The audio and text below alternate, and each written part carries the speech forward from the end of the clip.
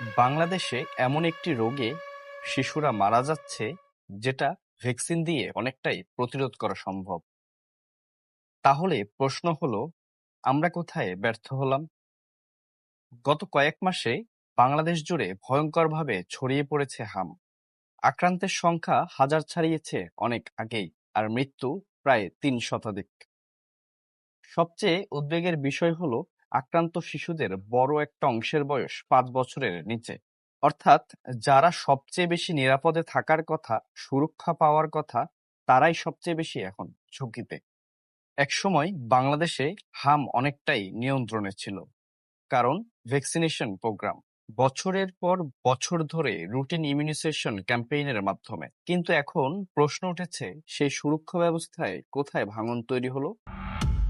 বিশেষজ্ঞরা বলছেন অনেক শিশু ভ্যাকসিনের বাইরে রয়ে গেছে, কেউ পুরো ডোজ পায়নি, কেউ ক্যাম্পেইনের আওতায় আসেনি। তার উপর অনেক এলাকায় ভ্যাকসিনেশন ক্যাম্পেইন দেরিতে শুরু হয়েছে বলে অভিযোগ উঠেছে। ফলে তৈরি হয়েছে ইমিউনিটি গ্যাপ, এবং হাম এমন একটি রোগ যেটা খুব দ্রুত ছড়ায়, বিশেষ করে যেসব শিশুর শরীরে পর্যাপ্ত ইমিউনিটি নেই। কিন্তু সমস্যা শুধু এখানেই শেষ না। বাংলাদেশের স্বাস্থ্য ব্যবস্থার উপরও এখন বাড়ছে চাপ। হাসপাতালে বাড়ছে রোগীর সংখ্যাও। অনেক পরিবার দেরিতে হাসপাতালে আসছেন, আবার কোথাও কোথাও অক্সিজেন, আইসিইউ কিংবা জনবলের সংকটের কথা উঠে এসেছে বিভিন্ন প্রতিবেদনে।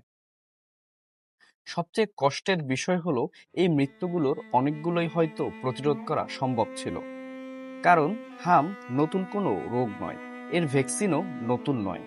তারপরও আজ ২০২৬ সালে দাঁড়িয়ে বাংলাদেশে শত শত পরিবারকে হাসপাতালের করিডোরে সন্তানের জন্য অপেক্ষা করতে হচ্ছে।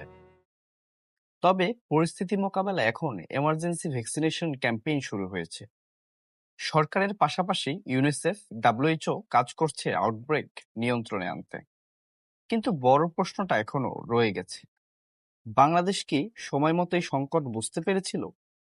আর ভবিষ্যতে এমন প্রতিরোধযোগ্য সংকট ঠেকাতে আমরা কি যথেষ্ট প্রস্তুত? কারণ একটা আউটব্রেক শুধু ভাইরাসের গল্প নয়, এটা প্রিপেয়ার্ডনেসের গল্প, হেলথ কেয়ার সিস্টেমের গল্প, আর কখনো কখনো আমাদের কালেকটিভ ফেইলিউরের গল্প।